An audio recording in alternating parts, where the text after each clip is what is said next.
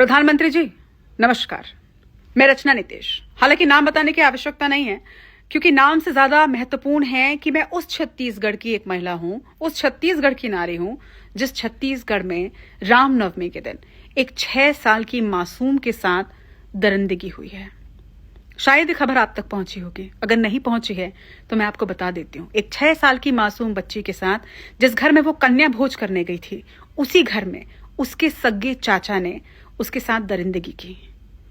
Cigarette से उसके पूरे शरीर को दाग दिया, कई जगह खरोच के निशान और कई जगह मासूम की चमड़ी उधड़ गई थी। इसके आगे तो शायद बताने से भी रूह कांप जाएगी। उसके प्राइवेट पार्ट में एसिड डाल दिया गया था। अब आप सोच रहे होंगे कि ये खबर मैं आपको क्यों बता रही हूं। एक पत्रकार होने के नाते हम लोग आए दिन रेप की खबरें पढ़ते हैं, लेकिन आज दिल बहुत बेचैन है। 6 साल की मासूम के साथ इतनी दरिंदगी और उसके बाद उसकी हत्या कर दी गई है। उसकी डेड बॉडी गाड़ी की डिक्की से मिली। किस दर्द से वो मासूम गुजरी होगी, ये हम चाह के भी नहीं सोच सकते, महसूस नहीं कर सकते कि किस पीड़ा से वो बच्ची पहले गुजरी और फिर उसे मौत के घाट उतार दिया गया। लेकिन आज आपको इस वीडियो के माध्यम से एक बात कहना चाहती हूं।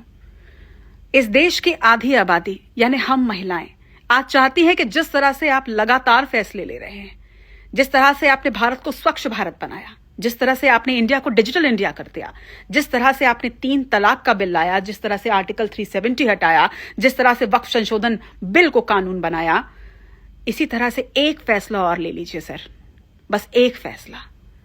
कानून है, दरिंदों के लिए कानून है, पॉक्सो एक्ट भी है, लेकिन एक कानून बना दीजिए इस भारत में, बलात्कारियों को सिर्फ और सिर्फ फांसी की सजा होगी। एक ऐसा कानून बना दीजिए कि भारत जहां पर हम भारत मां कहते हैं, भारत जहां पे कन्याओं को पूजा जाता है, उस भारत में किसी के दिमाग में, किसी के जहन में यह विचार भी मत आए कि वो किसी लड़की को, किसी नारी को, उसकी अस्मत को छू भी सकता है।